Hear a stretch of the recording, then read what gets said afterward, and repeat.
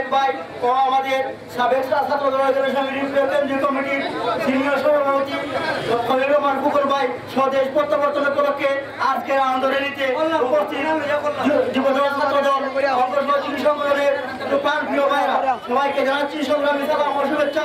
সুপ্রিয় উপস্থিতি, আমরা দীর্ঘ ছাত্র জনতার আন্দোলনের মাধ্যমে আমরা এই ফ্যাসিস্ট হাসিনা সরকারের কবল থেকে 16 বছর পর মুক্তি পেয়েছি। আজকের মানুষ এই স্বৈরাচার মুক্ত হয় সবাই খুশি আনন্দে মিষ্টি বিতরণ করছে দেশের মানুষ।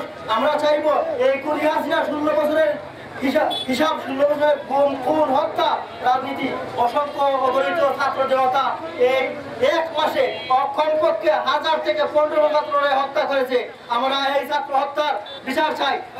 প্রধান উপদেষ্টা ডক্টর ইউনূস সাহেব ঘোষণা করেছেন যে আওয়ামী লীগ যে ছাত্রদের উপর বিরোধী রাজনীতির উপর যে খুন হত্যা চালিয়েছে তাদের বিচার এই মাটিতে না হওয়া পর্যন্ত এই আওয়ামী লীগ সরকার আর উঠে দাঁড়াতে পারবে না। আমরা বক্তব্যের সাথে একাত্মতা গ্রহণ করছি। পরিশেষে আজকের সবাই উপস্থিত হয়ে সবাই আমাদের সভাকে সার্থক করার জন্য ধন্যবাদ জানাচ্ছি। পরিশেষে তারুণ্যের অহংকার তারেক রহমান জিন্দাবাদ, দেশ নেত্রী বেগম খালেদা জিয়া জিন্দাবাদ, এম এ মালিক ভাই জিন্দাবাদ, খোকন ভাই জিন্দাবাদ। আজকে সবার সমাপ্তি ঘোষণা করা হয়।